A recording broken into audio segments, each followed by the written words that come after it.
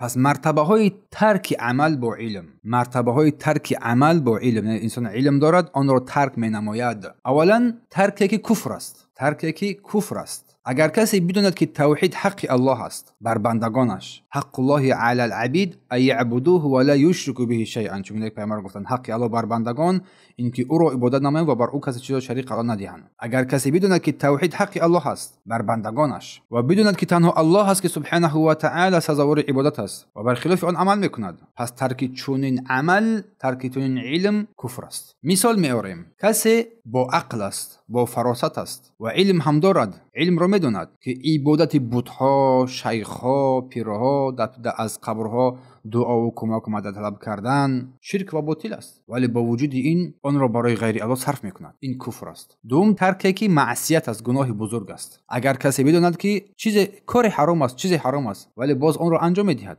پس اینجا گناه بزرگ است، گناه عظیم به حساب میرود. مثال دانستن حرام بودن زنا، میداند که زنا حرام است ولی آن را انجام میدهد. دانستن حرام بودن شراب نوشی ولی آن را انجام میدهد. میداند که حجاب فرض است ولی آن را اجرا نمیکند. این عمل کفر نیست، زیرا اصل دین را رد نکرده است، اما گناه بزرگ است که با توبه و استغفار انسان باشد که الله گناه او را بیامرزد. و قسمت سوم ترک که مکروه است، پسندیده نیست. اگر کسی بداند که پیامبر صلی الله علیه و سلم نماز را با صفت معین میخواند ولی آن را ترک میکند، این ترک مکروه است. یک بعضی از چیزهایی که در داخل نماز هستند که مستحب هستند آنها را انجام نمیدهد، مثل ترک بعضی از سنت‌های مؤکده در نماز که عمل کردن با آن مستحب است و ترکش مکروه است ولی گناه نیست، اما از اجر و پاداش خود را محروم میکند. و قسمت چهارم ترک که مباح است، نه که جایز است. بعضی کارهایی که رسول الله صلی الله علیه و سلم انجام داد یا ترک میکرد از عادت‌های شخصی یا که جسمانی بودند، نه عبادت نه شریعت بودند. مثال شخص میدوند که یا که ما میدونیم که رسول الله صلی الله علیه و سلم با صفت مخصوص خواب میرفت، با حالت معین خواب میکرد یا مینشست یا غذا میخورد،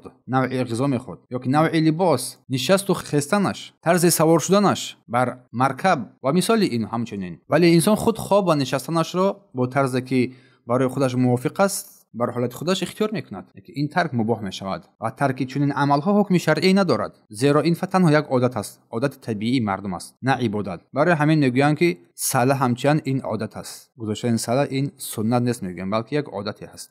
چون یک در ما برای حتی برای تاقی را فرض قرار دادن، این را از کجا آوردن؟ نمیدونم، این از کلام دین آوردن، تا حالا ما در یگان کتاب نیافتیم. پس فرق بین عبادت و عادت، فرق بین عبادت و عادت، ما باید بدونیم که عبادت چی است و عادت چی است. عادت عملهایی که با شریعت پیوند نیستند و اجرا و ترک آن نه ثواب دارد نه گناهی دارد، اینا عادت میگویند. اما عبادت عملهایی که با نیت و دوستداری شریعت و با دستور شریعت، کتاب الله و سنت پیامبر صلی الله علیه و آله انجام داده می شود. با عمل کرد این و ترک آنها می تواند کفر باشد و مثل ترک نماز، می تواند گناه و معصیت باشد و مثل اینکه انسان روزه نمی دارد در ماه شریف رمضان یا غیر این، چون یک در بالا بیان کردیم. پس عبادت عملی است که با ترک آن انسان گناه میگیرد یا گناه نمیگیرد، یا با ترک آن انسان مورد عذاب و عقاب قرار میگیرد یا قرار نمیگیرد. این عبادت است. پس نه همه عملی پیامبر صلی الله علیه و سلم به معنای عبادت است. فهمو؟ برخی از